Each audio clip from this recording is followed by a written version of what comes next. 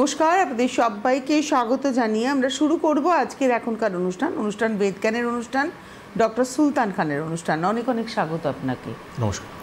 আমরা আজকে যে রোগটা নিয়ে কথা বলবো, কারণ এই অনুষ্ঠান থেকে আমরা প্রত্যেক দিন একটা রোগ নিয়ে আলোচনা করি এবং সেই রোগটির সিমটমস কী, কীভাবে তার থেকে বেরিয়ে আসা যায়, আদৌ বেরিয়ে আসা যায় কি না, এই সমস্তটাই আমাদের আলোচনার মধ্যে থাকে। তো আজকে যে রোগটা নিয়ে আমাদের কথা বলা সেটা হচ্ছে সাইটিকা।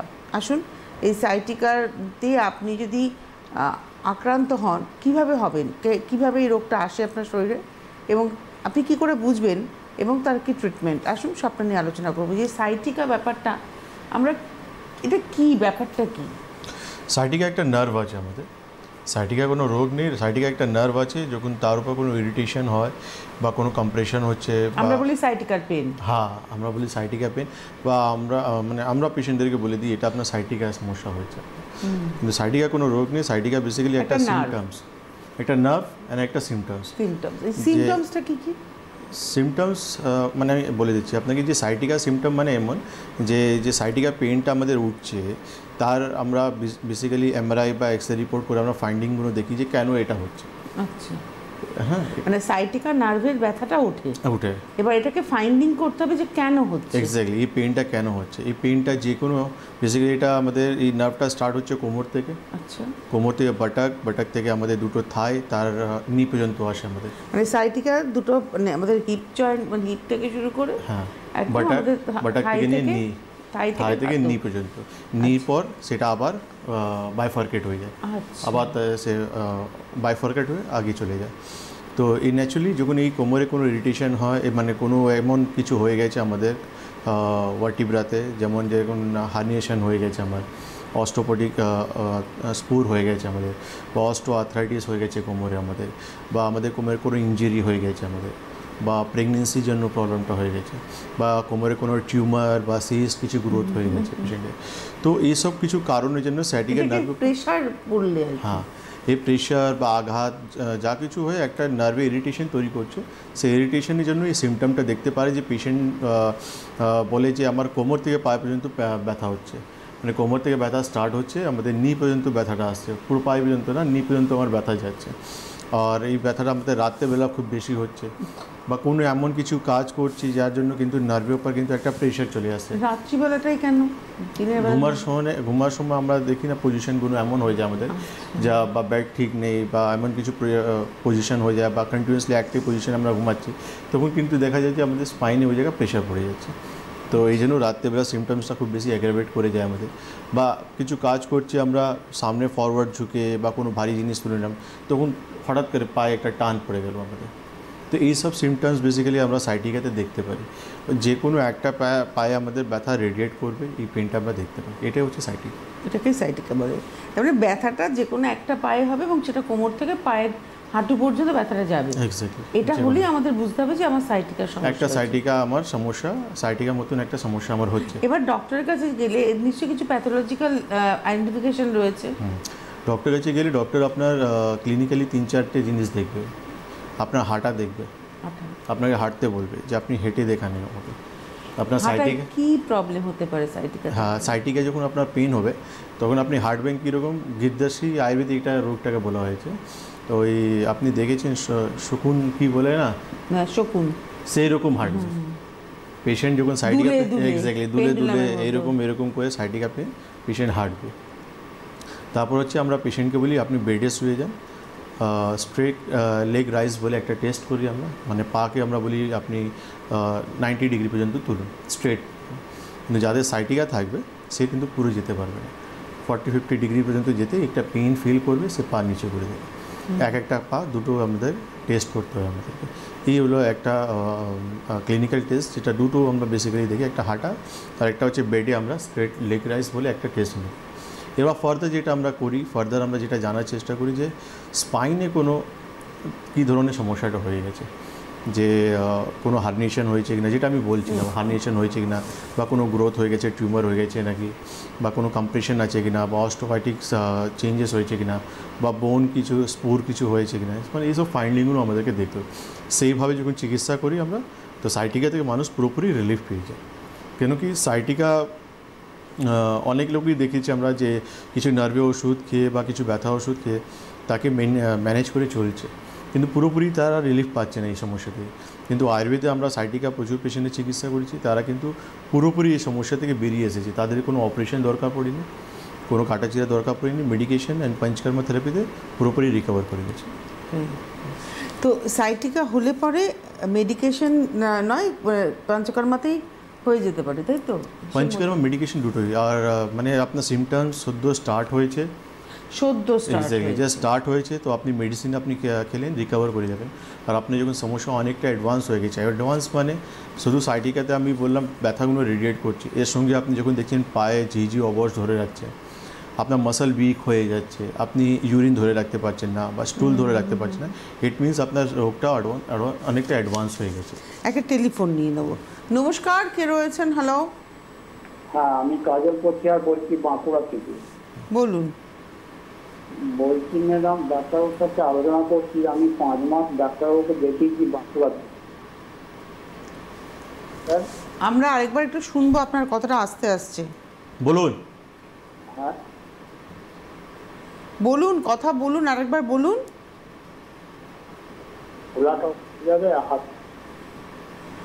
দাদা আপনি কথাটা বলুন, আপনি কি হয়েছিল? শুনতে পেলাম না আমরা আপনার কথাটা। আপনি পরবর্তী সময় হেল্পলাইন নাম্বার একবার কথা বলে নিন। আপনার কথাটা পরিষ্কারভাবে আমাদের কাছে আসলো না।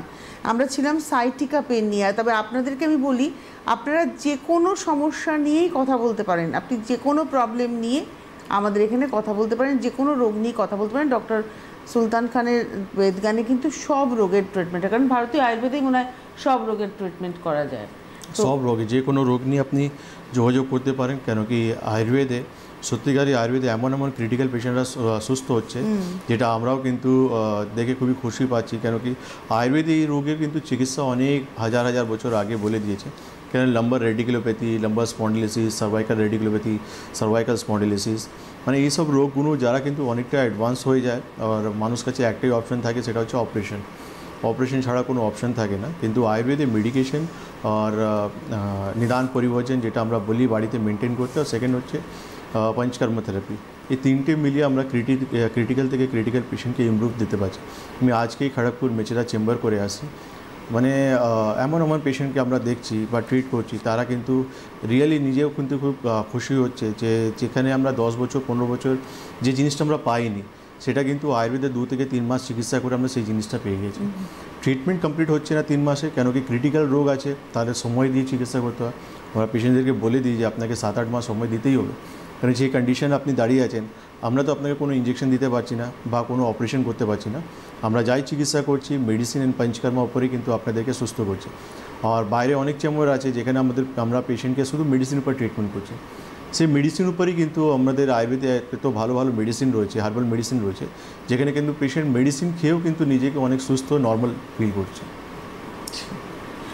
এবারে একটা যেটা আমার প্রশ্ন, ধরুন সাইটিকা হলে অনেকেই দেখেছি যে ব্যায়াম করার কথা বলেন, এটা কি আদৌ মানে কতটা ঠিক? এটা স্ট্রেচিং করতে বলা হয়। তো স্ট্রেচিংয়ে আপনি কিছুটা রিলিফ পেয়ে যাচ্ছেন, বা আমাদের যে মাসলগুলো রয়েছে, যে কোর মাসলগুলো রয়েছে, সেটা কিন্তু কিছুটা স্ট্রং হচ্ছে আমাদের।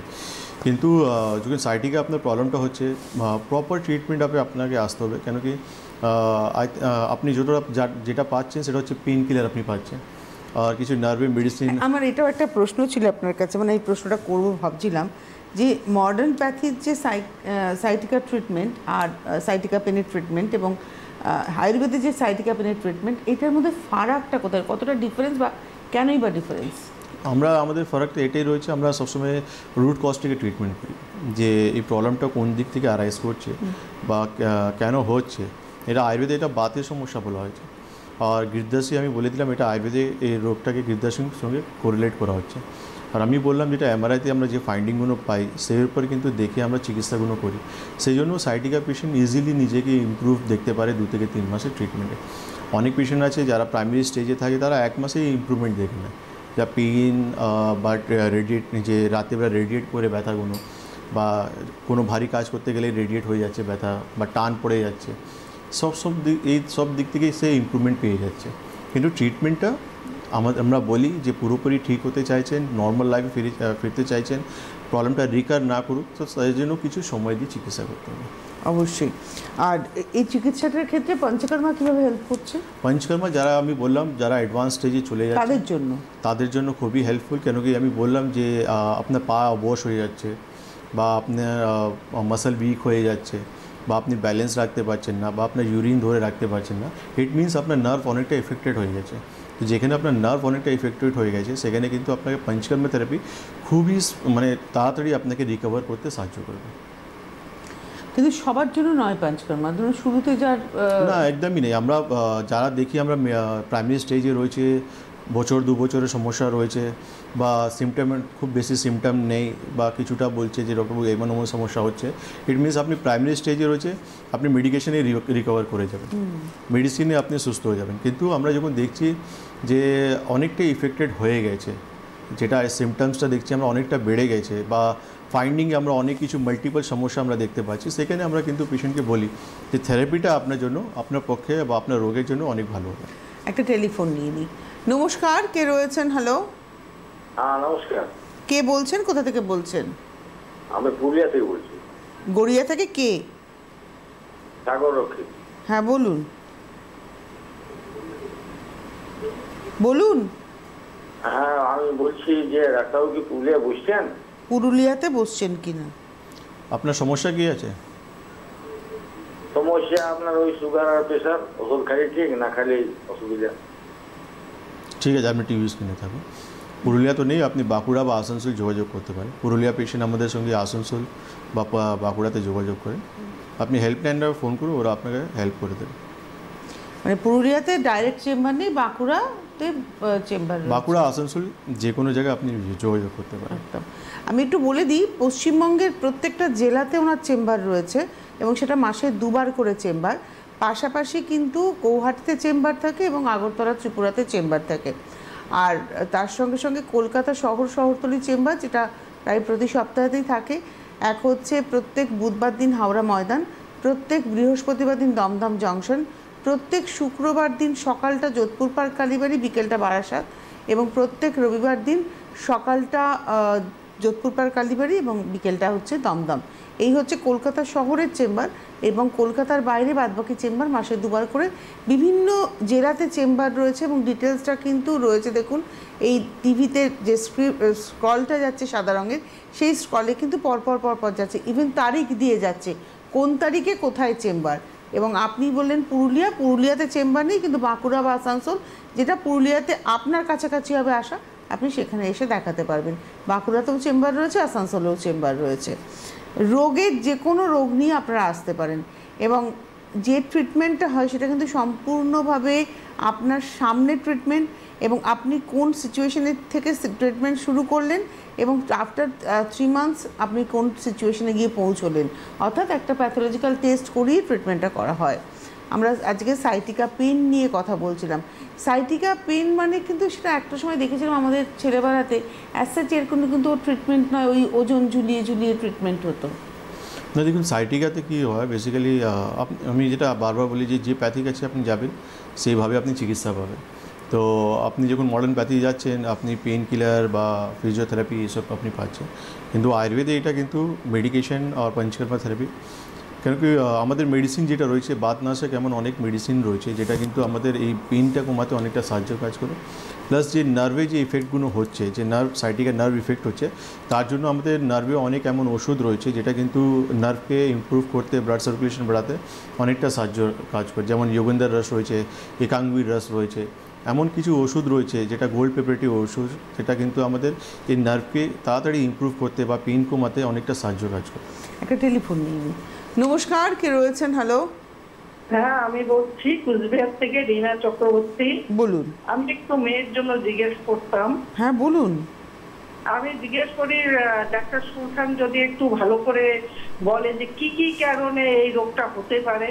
আমার মেয়ের 25 বছর, প্রেগনেন্সি চলছে 9 মাসে, ও এই রোগটা ফিল করছে। ওর কি এত অল্প বয়সে এটা হতে পারে? কি হতে পারে যদি একটু পরিষ্কার করে। ওনার 25 বছরের মেয়ে প্রেগনেন্ট, এখন 9 মান্থসের প্রেগনেন্সি। ওনার মেয়ে, আপনি যে সিমটমসগুলো বলছেন সেই সিমটমসগুলো উনি ফিল করছেন। পেটটা বেঁকে যাচ্ছে, টান লাগে। ও মাত্র 25 বছর বয়সে কি এটা হতে পারে? টান ধরছে, শরীরে টান ধরছে, টান পড়ছে। ওর ব্যথা অনুভব করছে। ওর কি এই বয়সে এটা হতে পারে? মানে আপনি যে এটা symptoms ছিল গুলো বললেন। pregnancy। হতে পারে, প্রেগনেন্সি শুধু আপনি বললেনই একটা কারণ। হতে পারে, এটা কোনো ইয়ে নেই। সাইটিকা যে কোনো বয়সে এটা আমাদের হতে হতে পারে, পারে। যদি একটু বুঝিয়ে বলেন। আচ্ছা, আপনি টিভি স্ক্রিনে থাকুন, আপনি ইউটিউবে প্রোগ্রাম দেখবেন, আমরা অলরেডি অনেক কিছুই সাইটিকা নিয়ে বলে দিয়েছি, ঠিক আছে? এটা হতে পারে এই বয়সে, এমন কিছু নেই যে 25 বছর বয়সে সাইটিকা হতে পারে না। সাইটিকা যে কোনো বয়সে হতে পারে। কারণগুলো যেটা আমি বললাম একটু আগে, প্রেগনেন্সিও একটা কারণ হতে পারে। প্রেগনেন্সির কারণ যেহেতু সামনে একটা ওজন ক্যারি করছে, এক্স্যাক্টলি। অনেক সময় ডাক্তারবাবু ডিউরিং প্রেগনেন্সি, মানে আমারও এক্সপিরিয়েন্সটা হয়েছে, একটা টান ধরতো, মানে পায়ে অসম্ভব টান, মানে ঘুমের ঘরে একটা টান ধরে গেল। এটা ওই ডিউরিং প্রেগনেন্সি সাইটিকা নার্ভের উপরে প্রেশার পড়ছে। এক্স্যাক্টলি, এটা প্রেগনেন্সি হতে পারে, ওবেসিটি হতে পারে, যাদের প্রচুর বেলি রয়েছে তাদেরও কিন্তু এই প্রবলেমটা হতে পারে। কেন কি আমি কি বললাম, আমাদের কিছু যে কোর মাসেলগুলো রয়েছে না, সেটা কিন্তু তার উপর প্রেশার পড়ে, আর সেরপর প্রেশার সেরকম ব্যালেন্স রাখতে পারে না। তো আলটিমেটলি কী হয় যে পুরোপুরি প্রেশারটা আমাদের যে স্পাইন রয়েছে তার উপর চলে আসে, আর স্পাইনের উপর প্রেশার আসা মানে যে নার্ভ রয়েছে সাইটিকা নার্ভ, সেই ইরিটেশন হয়ে যায়। তো হতেই পারে, এটা নিয়ে এমন কিছু নেই, আপনি ওনার প্রপারলি ইনভেস্টিগেশন চিকিৎসা করান, ইমপ্রুভ করে যাবে, এটা নিয়ে কোনো চিন্তা নেই। কুচবিহার আমাদের চেম্বার রয়েছে, যোগাযোগ করার ইচ্ছা থাকলে ওখানে যোগাযোগ করতে পারে। আমাদের যেটা আলোচনার বিষয় আজকে সেটা হচ্ছে সাইটিকা নার্ভে ব্যথা নিয়ে কথা। মানে সাইটিকা একটা নার্ভ, সেই নার্ভটার উপরে কোনো কারণে প্রেশার হলে আপনি ব্যথা অনুভব করবেন, এবং এটাকে ফেলে রাখলে কি হয়, ধরুন আমি এটাকে ট্রিটমেন্ট করলাম না, তাহলে আমি কতদূর এটা ওয়ার্স কন্ডিশন হতে পারে? দেখুন, আপনার স্পাইনাল নার্ভ সবথেকে ইম্পর্ট্যান্ট একটা নার্ভ। কেন কি আপনার এই নার্ভটা কিন্তু আপনার বেসিক্যালি নার্ভের কাজ হচ্ছে ব্রেন আর আমাদের অন্য অন্য পার্টে একটা মানে কানেকশন বানিয়ে রাখা। কিন্তু আপনার যখন এই কানেকশনটা কেটে যাবে, তো আলটিমেটলি সে জায়গা কিন্তু অনেক ক্ষতি হয়ে যেতে পারে আপনার। এই যে ইনকন্টিনিউয়াস অফ ইউরিন বা ইনকন্টিনিউয়াস অফ স্টুল কেন হয়ে যাচ্ছে অ্যাডভান্স স্টেজে, যে আলটিমেটলি আপনি ইউরিনে বেগ পাচ্ছেন কিন্তু আপনার ব্রেন সিগন্যাল পাচ্ছেন, আর ব্রেন যখন সিগন্যাল পাবে না তো সে রিটার্ন মেসেজ পাঠাতে পারবে না যে আপনি ইউরিন পেয়েছেন, আপনি যান ইউরিন করুন। তো সে তার মাঝখানে যে এটা কমিউনিকেটার রয়েছে, নার্ভ রয়েছে, তো নার্ভ যখন ড্যামেজ হচ্ছে, একটা টেলিফোন নিয়ে, এটা খুব ইন্টারেস্টিং। নমস্কার, কে রয়েছেন? ডাক্তারবাবু, আপনি কে বলছেন, কোথা থেকে বলছেন? আমি শ্রাবণী বাগ বলছি, হাওড়া জেলা থেকে বলছি। হ্যাঁ, এবার কথা বলুন। হ্যাঁ, বলুন। বলছি আমার বোনের তো মানে তখন 12-13 বছর বয়স, হঠাৎ ওর একদিন জ্বর হয়েছিল, হওয়ার পরে ওর নার্ভের প্রবলেম হয়েছে না, তো খালি ও ভুলে যায় আর ঘুমটাও কমে যায়। মানে ওকে ভাঙড়ে দেখাচ্ছি, আর 13-14 বছর হয়ে গেল দেখাচ্ছি, কিন্তু ওষুধ খেলে ঘুমায়, আর তারপর ওর সবকিছু মনে থাকে। আর ওষুধ না খেলে কি হয়, ও ভুলভাল বলে, গালাগাল করে, মানে বাজে বাজে কথা বলে দেয়, কি হয়তো চান করতে গেল জল দেখতে পাচ্ছে না, কোথাও কিছু রাখলো মনে থাকছে না। বয়স কত বললেন? বয়স তো 30 হবেই। ঠিক আছে, আপনি টিভি স্ক্রিনে থাকুন। আপনি হাওড়া থেকে বলছেন, আমি সামনে বুধবারই হাওড়া ময়দানে থাকবো। আপনি সমস্ত রিপোর্ট নিয়ে পেশেন্টকে নিয়ে যোগাযোগ করুন। 10-12 বছর থেকে আপনি বলেন চিকিৎসা করাচ্ছেন, কিন্তু পুরোপুরি এখনও পেশেন্ট মানে ওষুধ ছাড়া কিন্তু সেলফ ডিপেন্ডেন্ট হয়ে লাইফ লিড করতে পারছে না। আপনি সমস্ত রিপোর্ট নিয়ে পেশেন্টকে নিয়ে যোগাযোগ করুন, আমি ফার্দার বলে দেবো কী করলে উনি এখান থেকে ইমপ্রুভ করতে পারেন। আচ্ছা, উনি একটা কথা বললেন ডক্টর খান, যে একটা জ্বরের পরে এই সিমটমসটা, এটা কি কোনো কারণে জ্বরে কোনো এফেক্ট হতে পারে?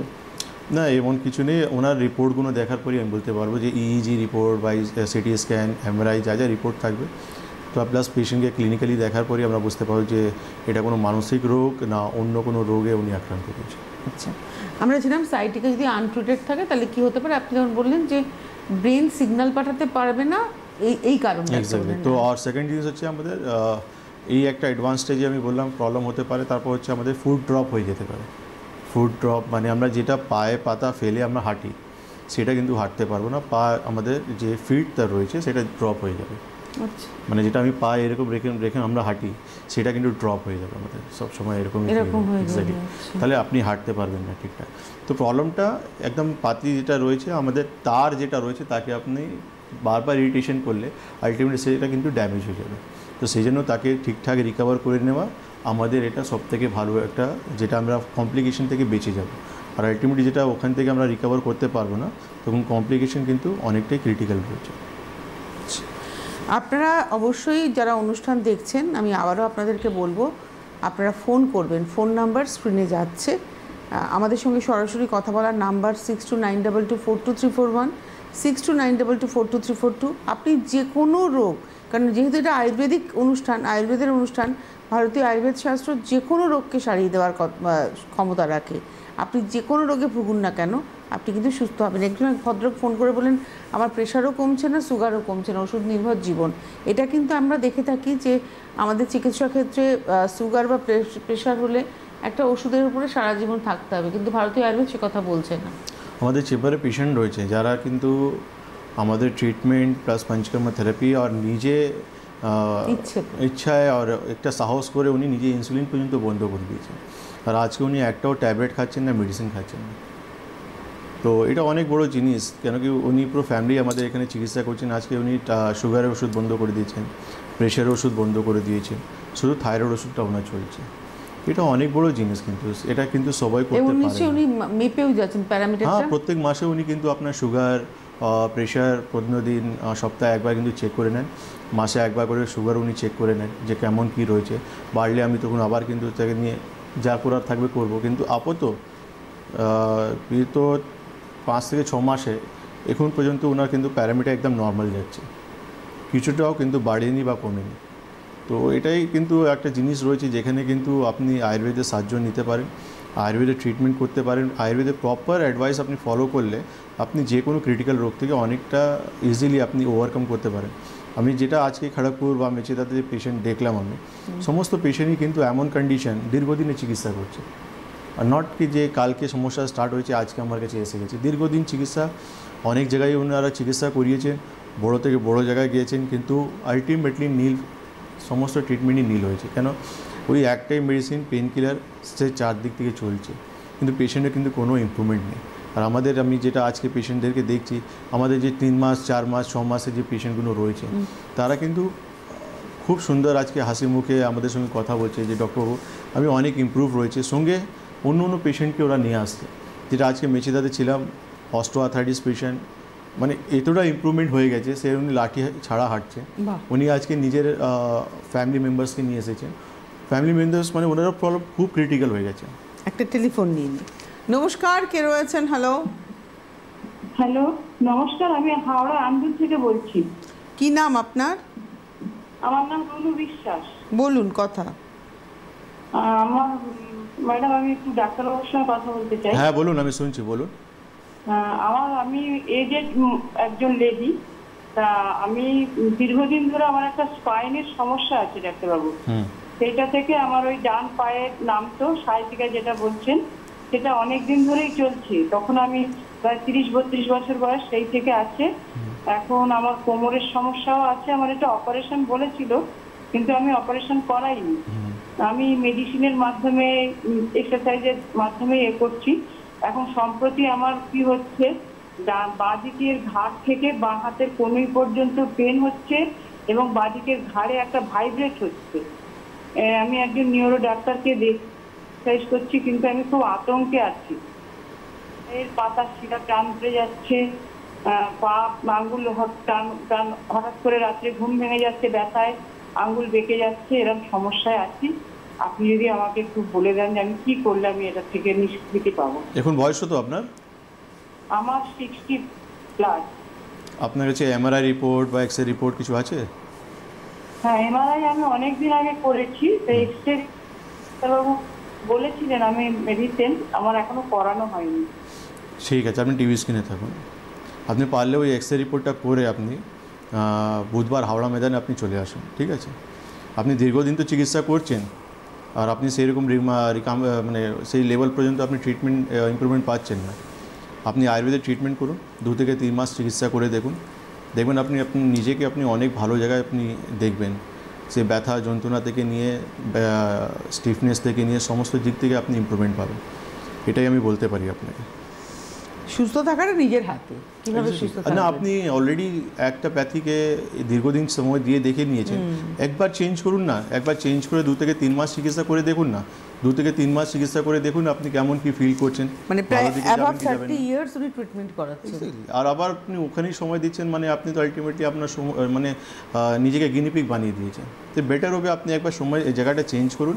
3 মাস আপনি এসে হাওড়া ময়দানে, আমার তো চেম্বার রয়েছে, হাওড়া আপনি থাকেন, তো পাশেই আপনার একদম চেম্বার, তো আপনি এসে ওখানে চিকিৎসা করে দেখুন কত তাড়াতাড়ি আপনি ইমপ্রুভমেন্ট পাচ্ছেন।